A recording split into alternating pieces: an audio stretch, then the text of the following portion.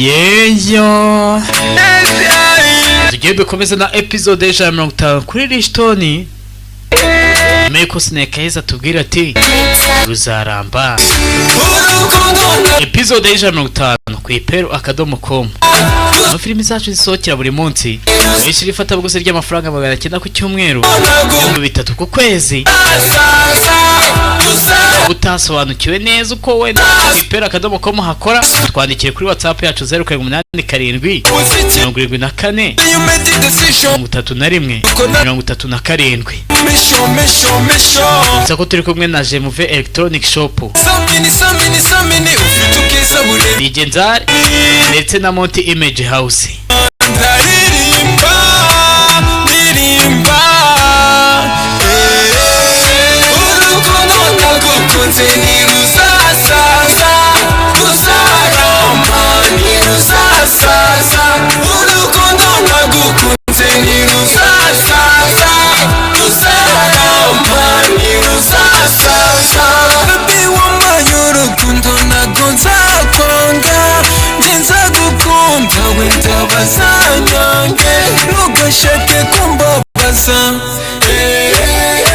Ugashaka kunjovuza mbega urukundo rwa mbere nkunze bigezaho, mbega urukundo rwa mbere mbonye mwiza nawe, mwiza wanjye ntuzanyange, mwiza wanjye ntuzanyange, ni wowe nkunda.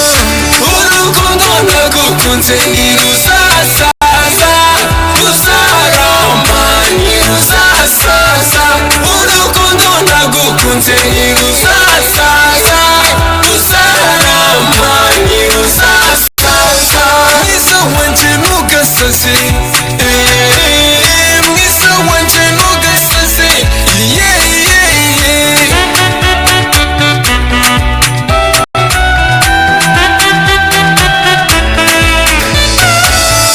Urukundo nagukunze ntiruzasaza, ruzaramba ntiruzasaza. Urukundo nagukunze ntiruzasaza, ruzaramba ntiruzasaza. Urukundo nagukunze ntiruzasaza, ruzaramba. Ya episode 150 shagaye mu rugo ukabaza niba ibyo hasi koko ari byo dukeneye n'ibibura tukabikwibutsa. अभी 2-3 चीजें रह जाती. Ariko rimwe Erika witwaye neza pe. इस बात से साफ इनकार कर दिया कि उसने आप में ये factory sir Kwa kuno sasa kuri polisi कोई चोरी नहीं की है, bikomeje kuba bibi cyane. बहुत बड़ी मुसीबत में, प्लीज हमारी मदद. Arijuni arafunzwe. I'm sorry Mrs Dia nawe nta bundi bufasha. मैं आपकी Ni ikibazo. कर पाऊंगा. पर सर सुनिए तो सही. कर ली कोशिश, क्या हुआ? आखिरकार ये प्रूव हो ही गया कि तुम एक चोर हो.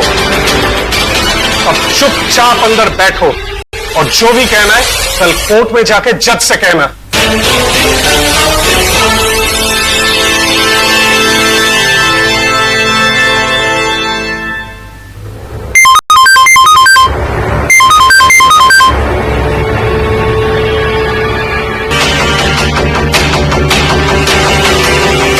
दिया क्या वो?